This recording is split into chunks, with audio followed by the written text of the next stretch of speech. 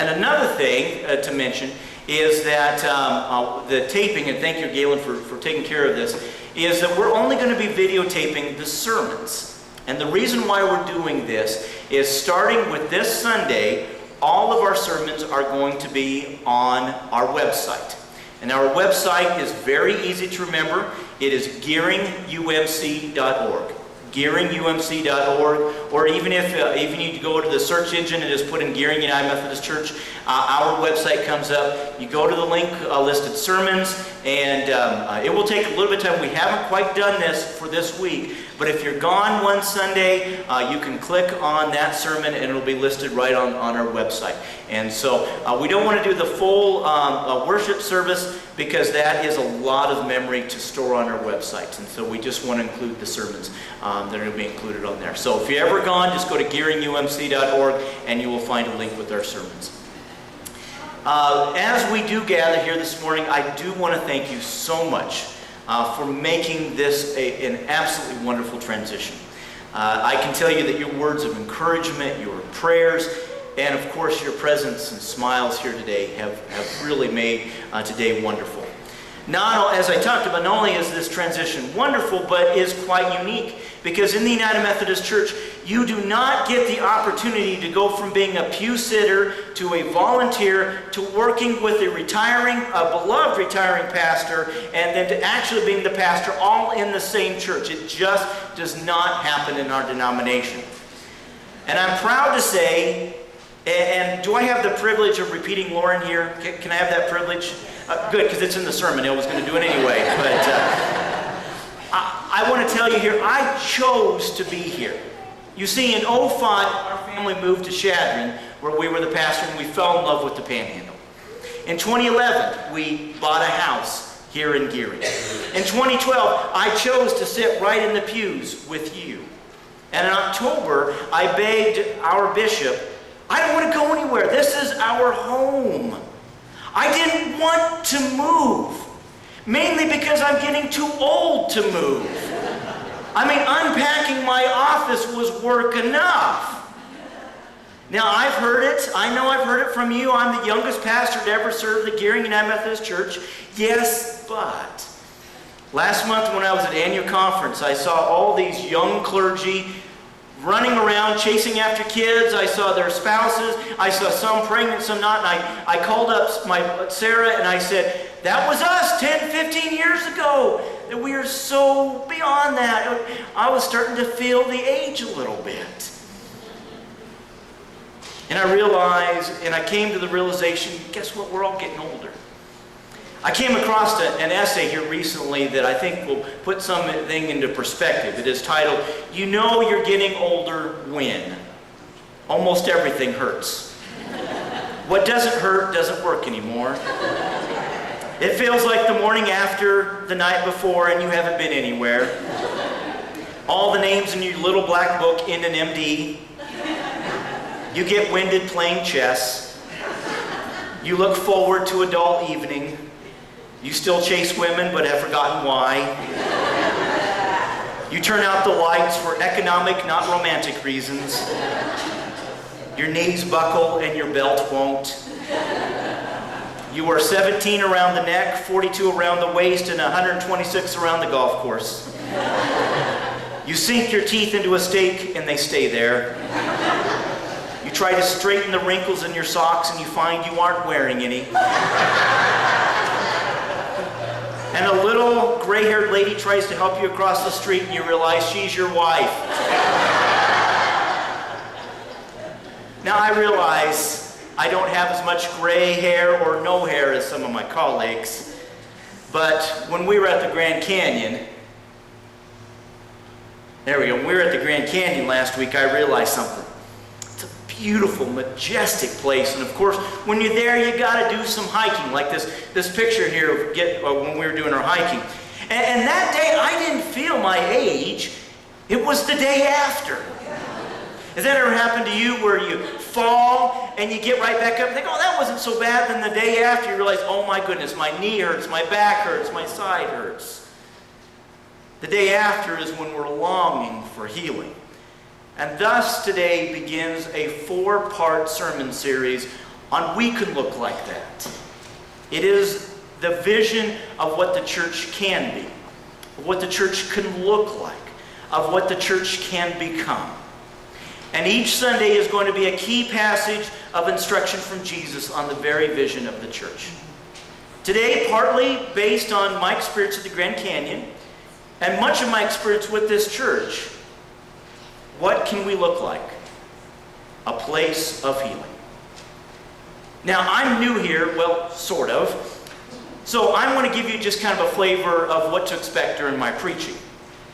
You see, I like to have the scripture actually done during the sermon. And so I asked Vicki to hold off on her passage until now. So Vicki.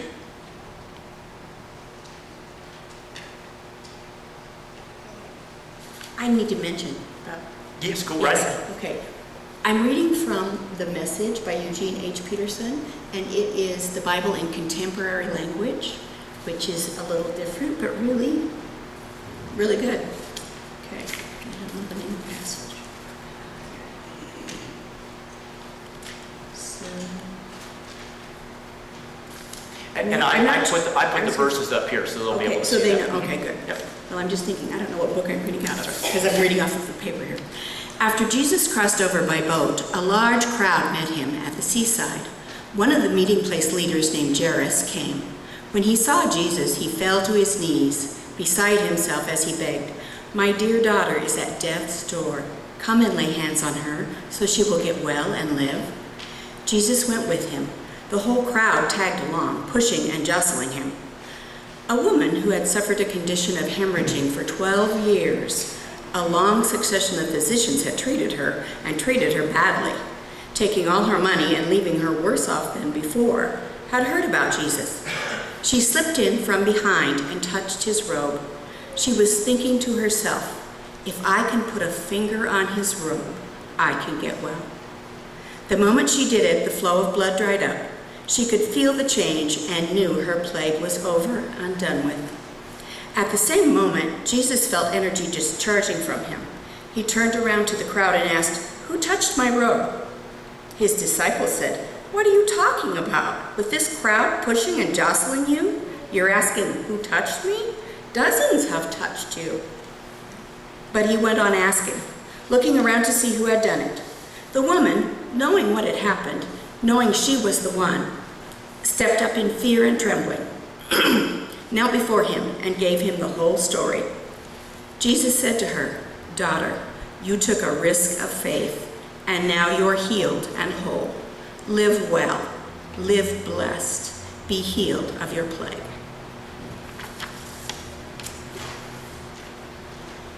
Thank you. This poor woman, she goes from healer to healer, and she only gets worse. Some of you may remember the comedian Milton Berle.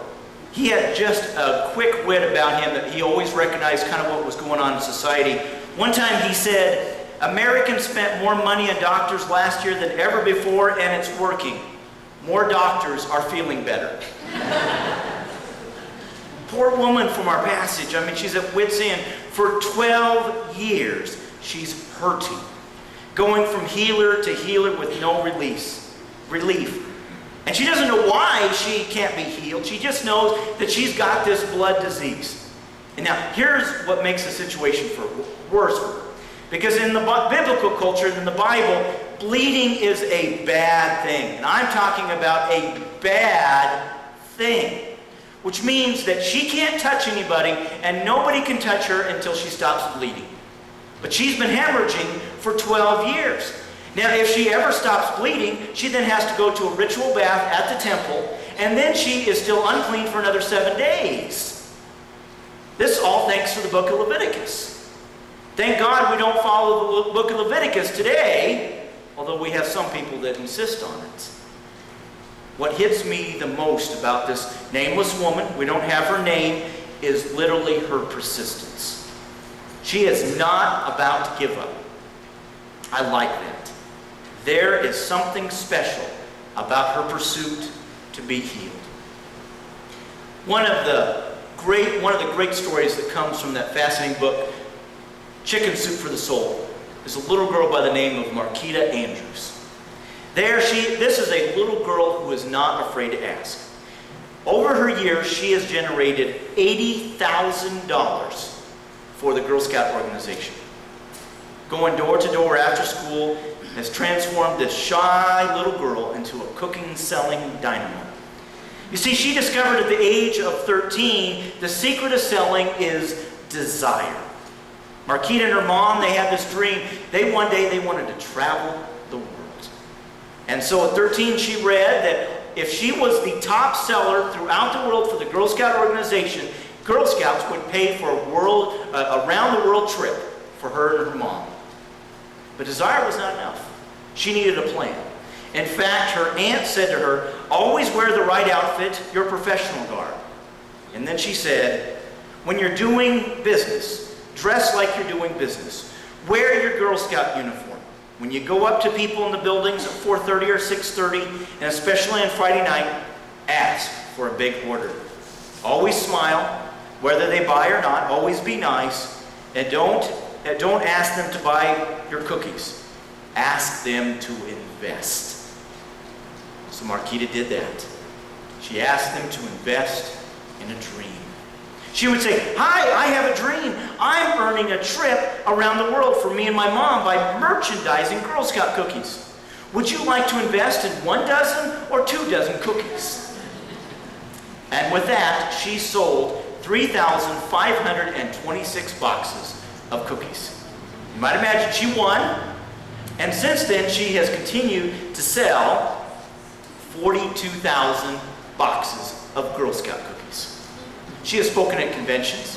Disney actually did a movie starring her about her life. She co-authored a book on, what you might guess, selling everything. Now, Marquita is no smarter. She is no more extroverted than others. She just knows the difference.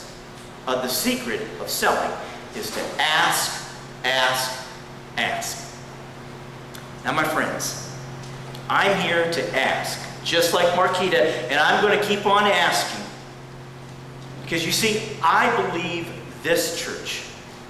I believe the Gearing United Methodist Church can look like the place that Jesus talked about. That is why I started with the vision of what we can look like.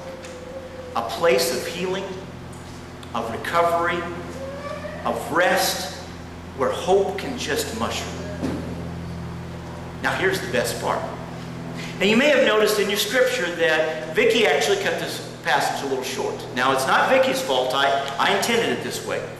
Because what happens is that the story of Jesus is not done. You may remember Jairus, he had this daughter that was not doing well, and he needed Jesus to go and heal her. So Jesus goes along, but he gets distracted by this woman who doesn't have a name in our scripture. Well, today, now, Vicki is going to read us the rest of the story. While he was still talking, some people came from the leader's house and told him, your daughter is dead. Why bother the teacher anymore? Jesus overheard what they were talking about and said to the leader, don't listen to them, just trust me. He permitted no one to go in with him except Peter, James, and John.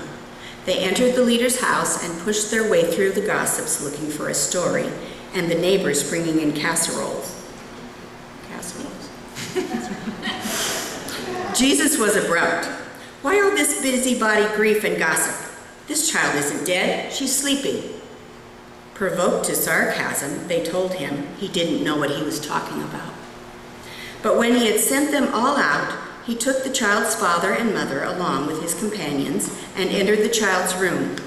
He clasped the girl's hand and said, Talitha cum, which means, little girl, get up. At that, she was up and walking around. This girl was 12 years of age. They, of course, were all beside themselves with joy. He gave them strict orders that no one was to know what had taken place in that room.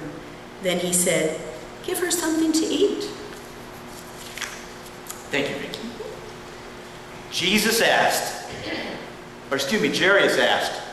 and Jesus responded. No fanfare, no parade, just give her something to eat. A place of healing.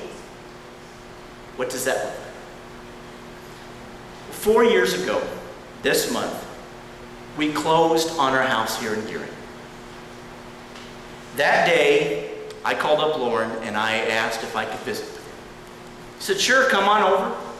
I got some Wendy's for my daughters. We came here, they explored the church. And I sat with Lauren in this office now over here that I love. And I shared some painful struggles that I was having with the church when it comes to politics. Not local. I can tell you the people of God, wherever I have served, have been wonderful and tremendous. No, this politics was greater than that, great enough for me to contemplate changing careers. Now, I'm not telling you this because I don't want you to be my counselor. I married a counselor, so don't worry about that. That day when I told that story to Lauren, I still remember distinctly what he said to me, Seth, you just need time to heal. And my friends, when I heard those words, I heard hope. I heard that the pain that I was feeling at that time would dissipate.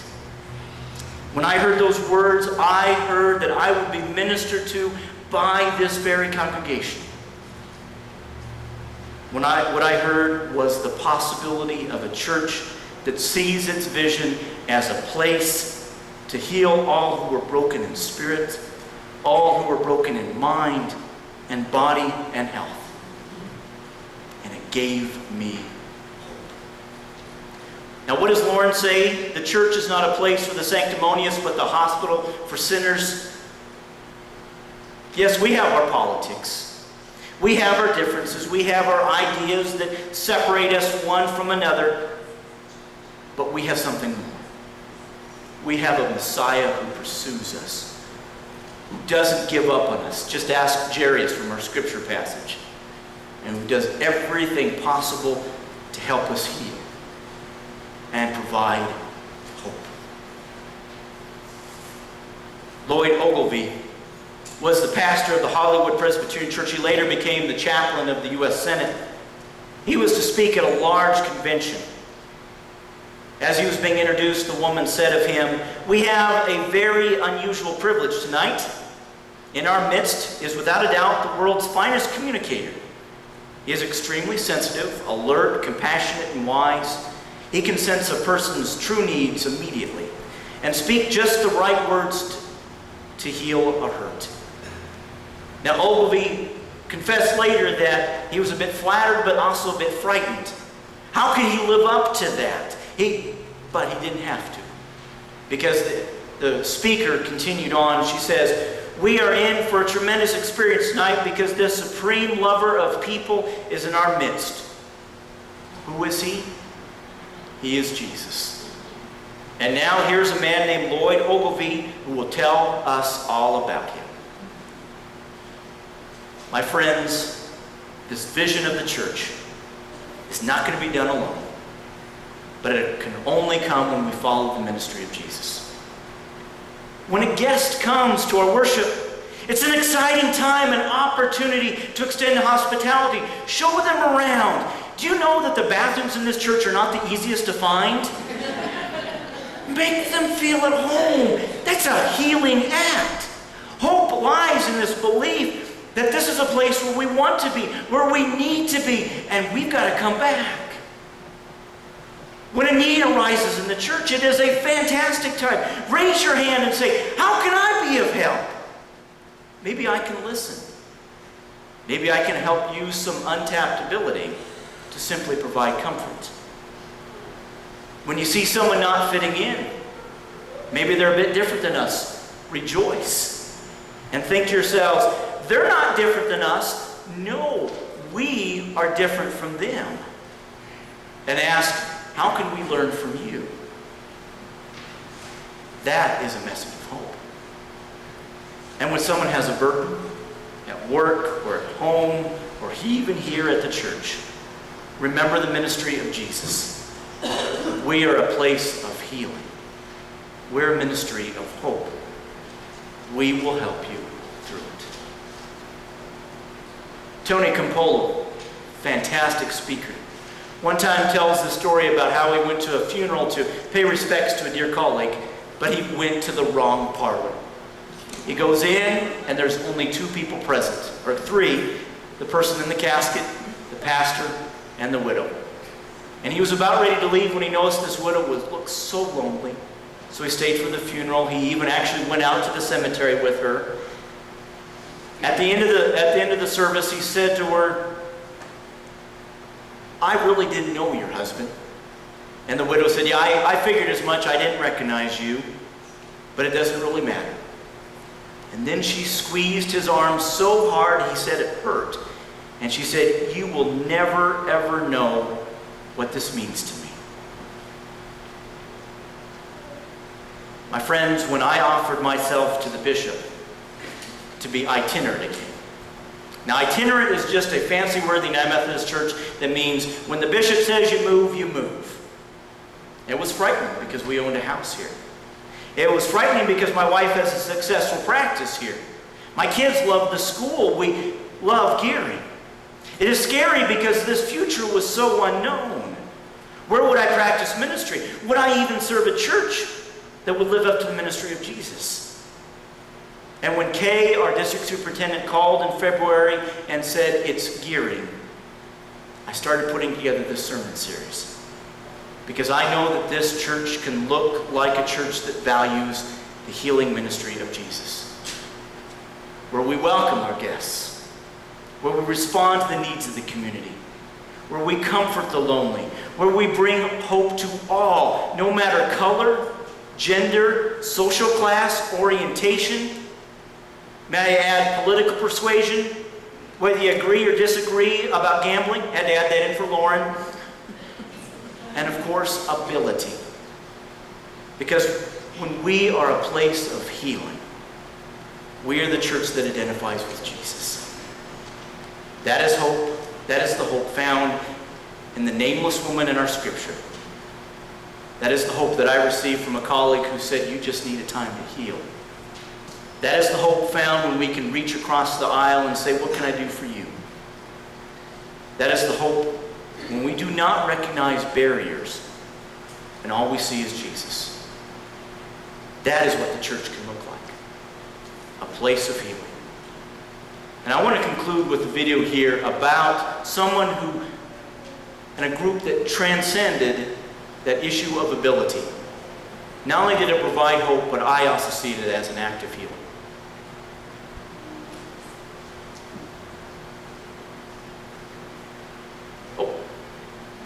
Gotta go back. We had planned to bring you a story tonight about a kind of prep school that prepares football players for the NFL draft and big contracts. But we're going to call it audible. We're going to switch sports tonight because we've run across an absolutely amazing basketball player that we want you to see. Here's Steve Hartman. Grace Athena High School in Rochester, New York has a new, most unlikely hero, a special ed student by the name of Jason McElwain. Let's keep it going. Jason is the basketball team manager. For the past couple years, he's been assisting Coach Jim Johnson, helping with whatever the team needs. And go! Get him motivated, hand out water, and just get enthusiastic. Enthusiastic, to say the least. Despite being born with autism, Jason's father says his son has never had a problem expressing himself at basketball games. You know, I was always concerned that he might get a technical when they lose a game because he, start yelling or whatever. Let's have a hard practice tomorrow, all hour and a half, and let's get ready for Acadia. Let's go. 1, 2, 3, 2. Because he has been so devoted to the team, for the last game of the season, Coach Johnson decided to let Jason actually suit up. Not to play necessarily, just to let him feel what it's like to wear a jersey. At least that was the plan. But with 4 minutes to go in last week's game, Coach Johnson stood up and pointed to number 52, Jason McElwain.